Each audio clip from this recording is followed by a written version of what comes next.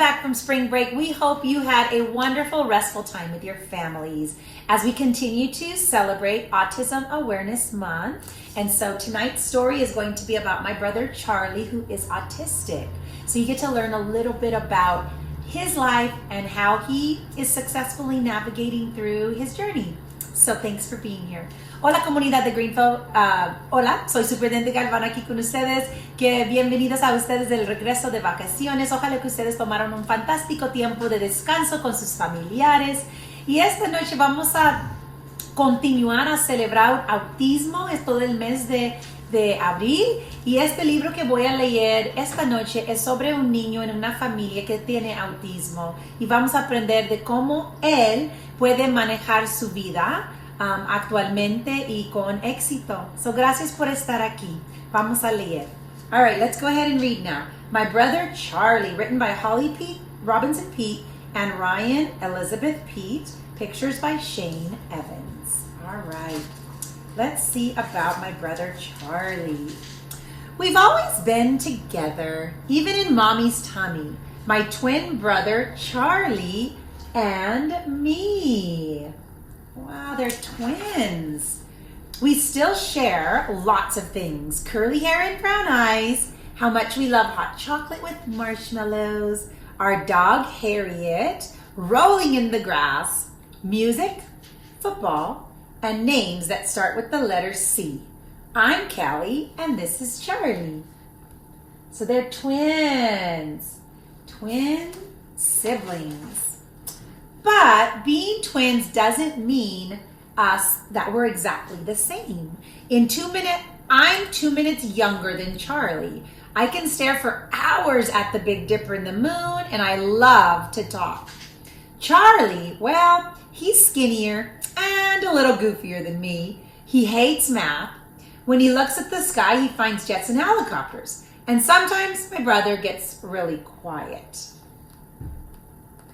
So they're the same, but they're different, right? When we were babies, I pointed out flowers and cats and fireflies. I snuggled and giggled with Mommy on dark nights and told Mommy again and again how much I loved her. But Charlie was different. He would not play with me or kiss Mommy's cheeks when she hugged him. And he did not say, I love you. Seems these words were locked deep inside my brother. Everyone told Mommy not to worry. He's just being a boy, they said. But Mommy knew there was something different about Charlie, and I knew it too. As he grew older, Mommy watched Charlie very carefully. She and I could see he was struggling. Then Mommy discovered that Charlie's brain works in different ways and that it's a special way because Charlie has autism. It's harder for Charlie to make friends or show his feelings or stay safe. One doctor even told Mommy that Charlie would never say I love you. That made Mommy the saddest of all.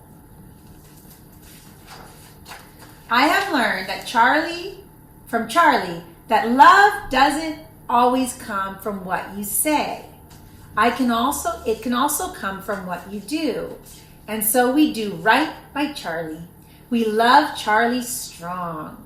We watch over him with the might of angels because we have to. When Charlie wants something, nothing stops him, even when it's dangerous. And there are days when it's hard to be Charlie's sister. Sometimes he can ruin the best play dates. Other times he seems so far away, like when he won't look at me or speak or play. I wish I could crawl inside Charlie's world to move things around for him and for me. I know Charlie wants to be in my world. He wants to fit in, he wants to make friends, he wants to have fun, and he wants to laugh. There are good times with Charlie too.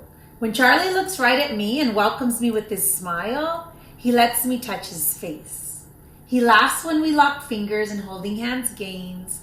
That's Charlie's I love you, said in a silly way when we play together. Charlie is good at so much. He knows the names of all the American presidents. He's a fish in the water. He has a special way with animals, especially Harriet, our dog. When Harriet and Charlie are together, there's even more "I love you" said in a way only Charlie can say it. When he has Harriet to sit, run, and listen to. Charlie's got a mind that tests things like shoelaces, paper clips, apples, pine cones, and he enjoys sharing. He likes to show off his shell collection, his new sneakers, and how well he plays Itsy Bitsy Spider on the piano. Charlie likes to share how sweet he is and how much he cares about other people. When I fall off my bike or bump my head, Charlie comes running. He always makes my hurts feel better with the caring that comes from his eyes. Sometimes when Charlie can't find the words, when they unlock themselves from inside, he does say, "I love you." I will always remember the first time I heard him say it. So clear and so kind. So Charlie. I banged my toe really hard and I started crying. There was my brother patting my back and saying over and over, "Don't cry, Callie. I love you."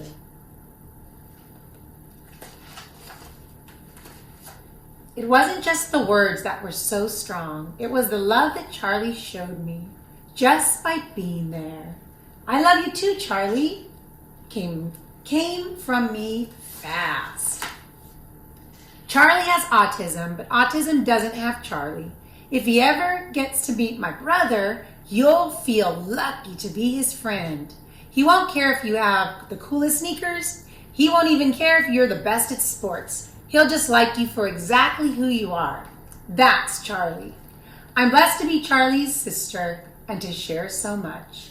I count my Charlie blessings every day. At the very top of my Charlie blessings list is I love Charlie and I have the love that Charlie and I have for each other. And that is said in so many ways. That is a beautiful story. And Mrs. Galvan got a little emotional. And why? Because I have twins too. And my twins, when they were little, my daughter and my son is exactly like this story. My little guy, Zachy, was diagnosed with autism. And so reading this story made me remember when my babies were little.